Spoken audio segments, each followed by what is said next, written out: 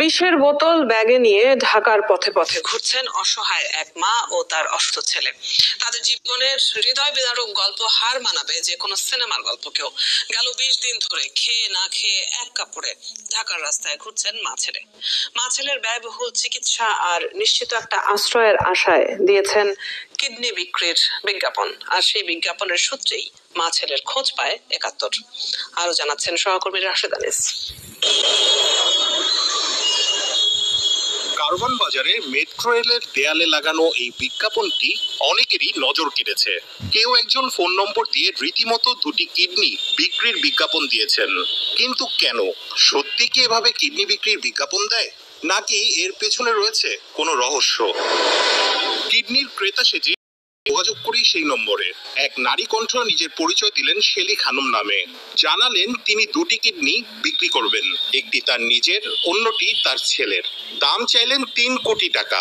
এবার আমরা তার সাথে সরাসরি কথা বলতে চাই। আমি তো একটু আসতে চাচ্ছিলাম, আপনারা কই আছেন? ঢাকা বিশ্ববিদ্যালয়ের কলা ভবন। কিডনির ক্রেতা হিসেবে আমরা শেলি খানমের মুখোমুখি। কেন তিনি নিজের আর আদরের সন্তানের কিডনি বিক্রি করতে চান? কেনই বা তার এতটা টাকা প্রয়োজন? শেলি খানম মুখ খুললেন। 3 হলে বিক্রি করবেন। 3 হলে কেন বিক্রি করবেন?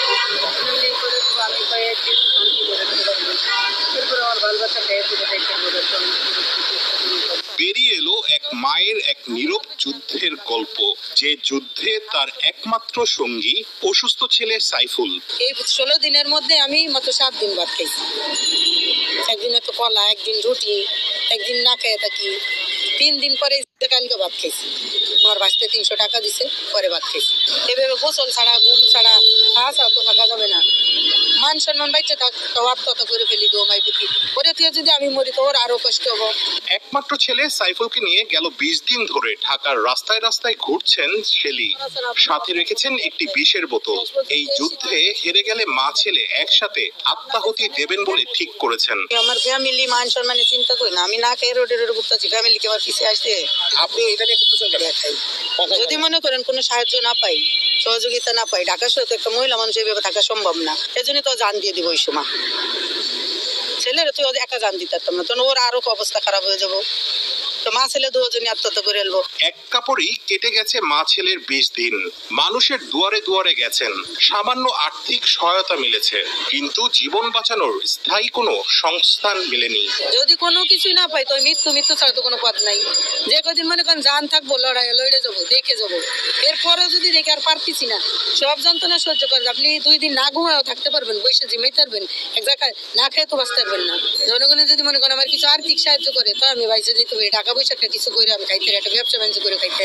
আমার এত শারীরিক সমস্যা নিয়ে কথা মানুষ বোঝে না, কেন কেউ খাম দেয় না। আমি অনেক চেষ্টা করিলাম খাম হয়, কিন্তু মানুষ দিবার চায় না, কথা বলে না। অথচ 30 বছরের দাম্পত্য জীবনে তার ছিল গোছানো সংসার। 1995 সাল থেকে 2002 সাল পর্যন্ত তার স্বামী কাজ করতেন দুবাইয়ে। গেল কয়েক বছর ধরে চা বিক্রি করেই সংসার চালাতেন তিনি। বিপত্তির শুরু 1 বছর আগে স্বামীর দ্বিতীয় বিয়ে। এরপর স্বামীর ঘরে আর ঠাঁই হয়নি। ঢাকায় এসে আশ্রয় নেন মেয়ের বাসায়। 9 মাস মেয়ের আশ্রয় ছিলেন। মেয়ের সংসারের স্বার্থে সেখান থেকেও বিদায় নিতে হয়। এবার যান ভাগ্নির বাসায়। কয়েকদিন পর সেই আশ্রয়টাও বন্ধ হয়ে যায়। এরপর থেকেই ঢাকার রাস্তায় রাস্তায় ঘুরছেন মা ছেলে। এই 16 দিন মেয়ের বাড়ি ছিলাম। মেয়ের বাড়ি থেকে জামাই সরাসরি কিছু বলে না, মেয়ে নাতিপুতিরা মারে, পরে নিজের কাছে খারাপ লাগছে চলে আসছি বাগনি বাসায় গেছিলাম। তখন আমি কি করবো, আমার বোনেরা বললাম। পরে আমার বোনে বললো যে এর এখানে ঝামেলাই দিছে, জামাই এভাবে রাখবে না, জামাই না করছে, তা তুমি এখান থেকে চলে যাও, যদি রাস্তা করে মরেও যাও এই বাসায় আসো না। নিজের অসুস্থতা, ছেলের নাকের ব্যয়বহুল চিকিৎসা, শেষ বয়সে একটা নিশ্চিত আশ্রয়, সব মিলে কোনো উপায় না পেয়েই কিডনি বিক্রির চিন্তা। যদিও দেশের আইনে এভাবে কিডনি বেচাকেনা বেআইনি, কিন্তু কি করবেন শেলি খানম? কোথায় যাবেন অসুস্থ ছেলেকে নিয়ে? এই প্রশ্নের কোনো উত্তর মেলে না। ওরা বলছে আপনি থানায় যান, থানায় যে জিটি করেন, কিডনি নিলে জিটি করা লাগে।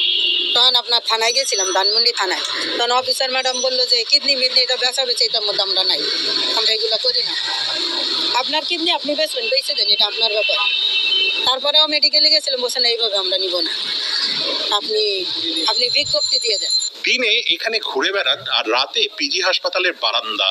অসুস্থ ছেলের নাকে অপারেশন দরকার, তাও নাকি দেশে সম্ভব নয়। আমার বাচ্চার নাকের অপারেশন ওটাই দুবাই আবুধাবি মাপরাগ হসপিটাল থেকে করছি, বাকিটা ওখানেই করা লাগবে।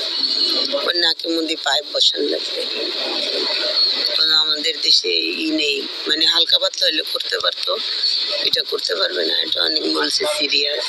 আমার বাম হাতে পিঠের পিছে একটা টিউমার আর এই হাতের গলার নিচে একটা টিউমার আছে। রাশেদ আনিস, ৭১, ঢাকা।